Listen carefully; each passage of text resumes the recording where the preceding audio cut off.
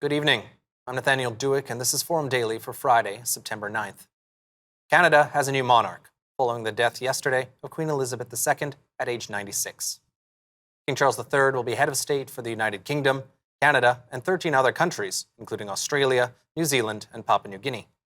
He automatically assumed the throne upon his mother's death in Scotland, and at age 73, he's the oldest to ever do so. No date has yet been set for his coronation. Well, in his first public address since the Queen's death, King Charles says his mother was an inspiration. I speak to you today with feelings of profound sorrow.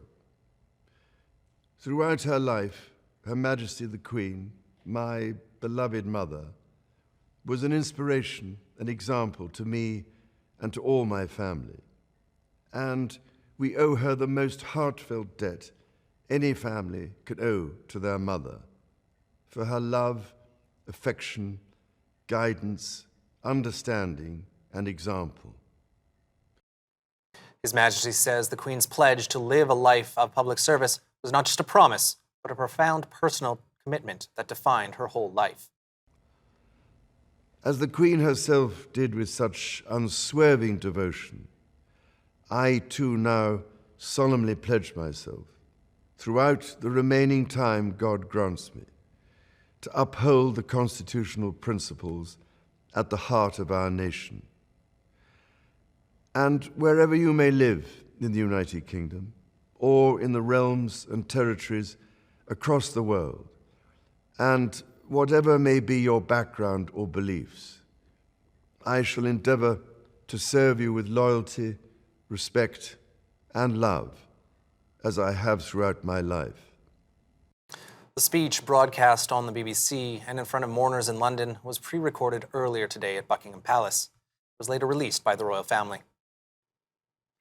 Well, Canadians mourning the death of Queen Elizabeth II can pay tribute to her in a book of condolences at Ottawa's Rideau Hall starting today, while an online version has been available since last night. The monarch's representative in Canada, Governor General Mary Simon, was first to sign the book of condolence last night at her official residence. Speaking in Vancouver, Prime Minister Justin Trudeau paid tribute to the Queen as her 12th Canadian Prime Minister. As her 12th Canadian Prime Minister, I'm having trouble believing that my last sit-down with her was my last. I will so miss those chats. She was thoughtful, wise, curious, helpful, funny, and so much more. In a complicated world, her steady grace and resolve brought comfort and strength to us all. The Prime Minister went on to say that Canada is in mourning and that the late Queen was one of his favorite people in the world. Well, meanwhile, thousands of people in Britain and from around the world are paying their respects to Queen Elizabeth themselves. Flowers, notes, and stuffed animals are being left outside London's Buckingham Palace as mourning for the UK's longest reigning monarch enters its second day. Today, a large crowd gathered at Hyde Park as the King's Troop Royal Horse Artillery fired a royal salute in the Queen's honour, with 96 shots fired, one for each year of her life. In the coming days, the Queen's body will be moved from Balmoral Castle in Scotland to London, where she will lie in state at Parliament before a state funeral at Westminster Abbey. Well, the Superior Court of Manitoba has changed its name after the Queen's death. Previously known as the Court of Queen's Bench, it will now go by the Court of King's Bench. The court says the new name took effect immediately upon the Queen's passing. Similar changes are being made in courts in Alberta, Saskatchewan, and New Brunswick. The Conservative Party says it had to rethink how it will announce its next leader at an event on Saturday following the Queen's death. Ian Brodie is the chair of the Tories' Leadership Election Organizing Committee. He says given how the event will fall in the official mourning period for the Queen, it's important to announce the results in a respectful manner. Well, Forum Daily will be right back, and when we return, we'll be taking a look at energy prices and policies. We'll have Forum Daily's weekly energy update with Dan McTeague, Senior Petroleum Analyst at gaswizard.ca. He's also the president of Canadians for Affordable Energy. So stay tuned. We'll be right back after a short break. Stay with us.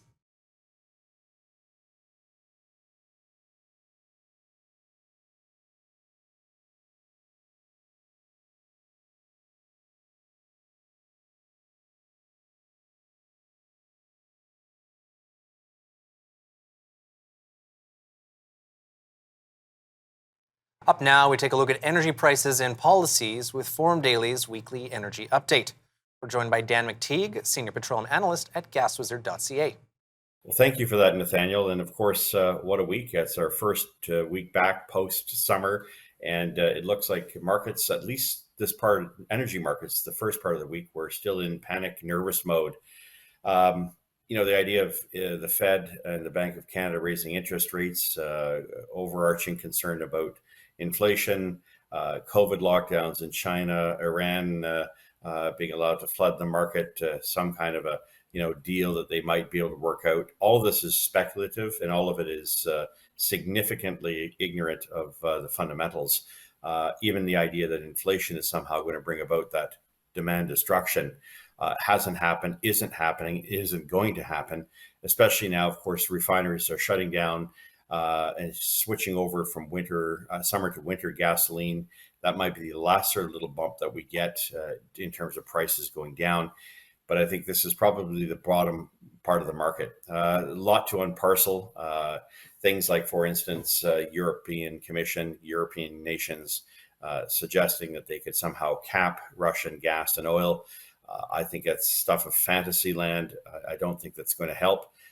The U.S. continues to use its critical emergency supplies to try to keep oil and gasoline prices down. It's not working very well. Yes, they've come down. But reality is eventually going to really give a jolt to the so-called market bears, people who don't really have an understanding of the fundamentals. The world remains chronically short of supply. And while some would say this is because of Russia's invasion of Ukraine, this was a story well in the making with, ESG mandates, green mandates, forcing divestment from and investment away from critical replacement of barrels to replace that which we're using now. And that's become rather acute, not just with the war in Eastern Europe, but with the demand picture globally being very, very strong and robust, despite all the naysayers. What this really means is that Canadians could and should expect gas prices to start to move up a little bit post Wednesday or Thursday of next week. So about the 15th of September, we're going to get that drop of 3 or 4 cents a liter because that switch over from summer to winter gasoline. But after that, and starting even as early as this weekend, we could start to see a bit of a U-turn. I see oil is starting to move back up $2 or $3 a barrel. What that means is in places like Vancouver, back to $2 a liter. For Western Canada, a continuation of that Alberta with its low taxes in the 130 range. Saskatchewan, Manitoba in the 150, 149 range. Ontario could see prices moving up where it has been for the past couple of days, remarkable 143.9 in places like Toronto, or a little cheaper. Those are prices we haven't seen since the beginning of the year. And, added to the fact that the province dropped taxes about 6.4 cents a liter, these prices are still remarkably low considering that supply crunch. Same for Quebec. They'll remain in the low 160s, but moving up 3 or 4 cents a liter. In the Maritimes, well, we've seen some pretty good movements in places like New Brunswick, Nova Scotia, and PEI, where prices have actually come down to 149 in Nova Scotia, 147, as predicted, an 8-cent decrease there. And of course, Newfoundland, which unfortunately has a regulated system. That regulated system continues to act more politically in terms of trying to ensure no one predicts their gas prices. We had the scenario last Thursday where my prediction of an 8-cent a liter drop didn't take place. They waited an extra day to try to, I suspect, make my predictions look bad, but they basically fleeced the public in that province. Obviously, it's good with some there, but I would say to the vast majority of people, the predictions I make also apply to regulated markets. And no matter how they, try to twist around these things, the reality is that they're not hurting me or the credibility that we've established over the past 30 years. They're actually hurting consumers in that province. It's really high time that regulated prices go the way of the dodo bird. Their purpose, their raison d'etre has completely evaporated. There is no reason for them. The market is open, transparent, lots of people predicting gas prices as I've done now. So that's my commentary, Nathaniel, for this week. But I can tell you next week is going to be very interesting as we start to make that rebound. Watch out. I think December prices are going to move right back up, not just for gasoline, but diesel, heating oil, and jet fuel. That's it for this week. Thanks very much, Nathaniel. Back to you. Well, thanks for that, Dan. Lots to consider, as always. That was Dan McTeague, Senior Petroleum Analyst at gaswizard.ca. He's also the president of Canadians for Affordable Energy. All right, well, up next, we take a look at the major moves and developments in the digital world. Catherine Murray joins us for Forum Daily's weekly cryptocurrency and digital asset update. So stay with us, we'll have that up next.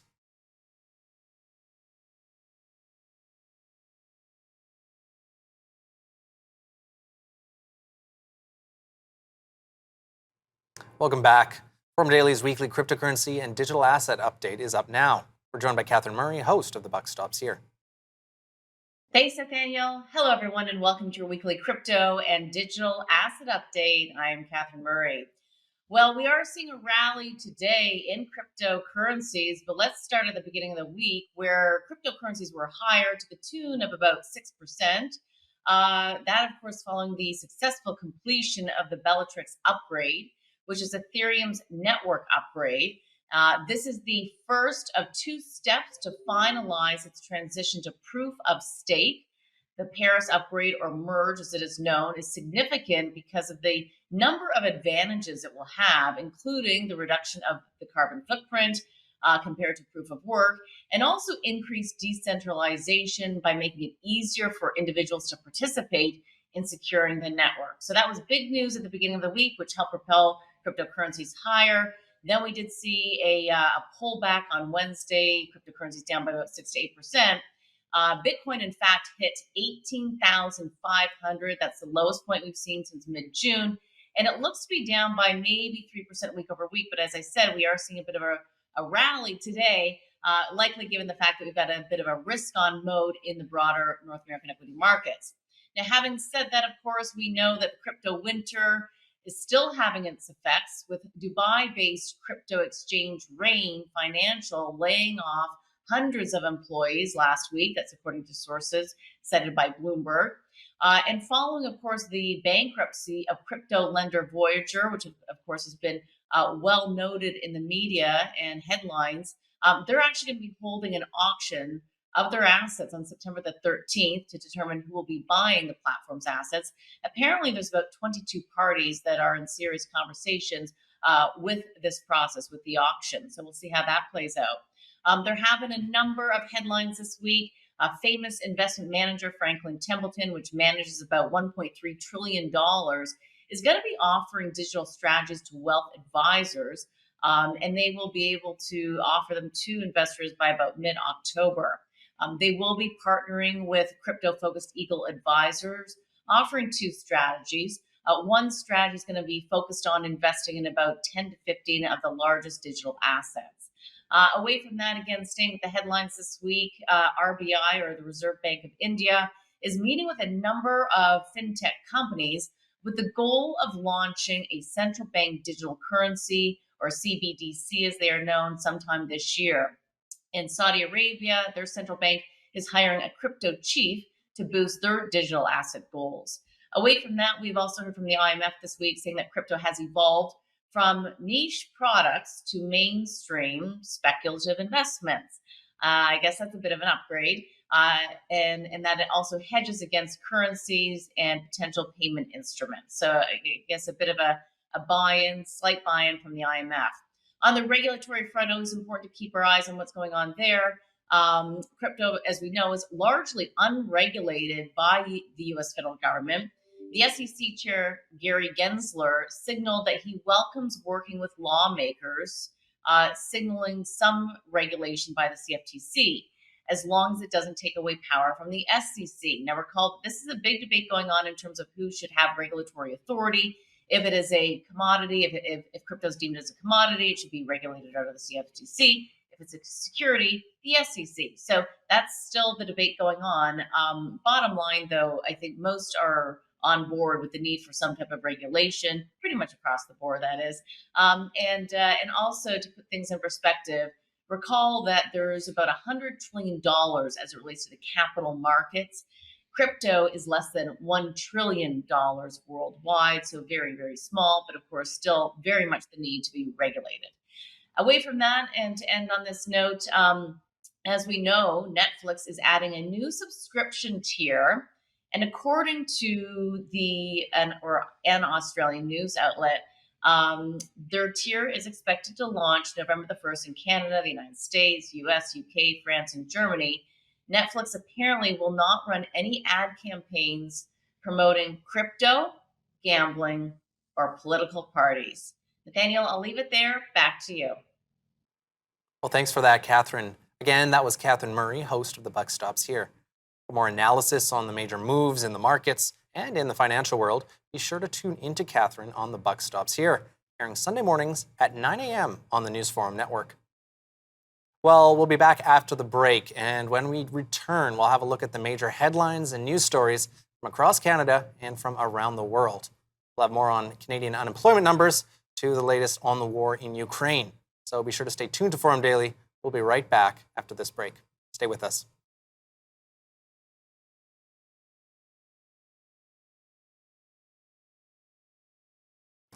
Canada's unemployment rate ticked up for the first time in 7 months to 5.4% in August.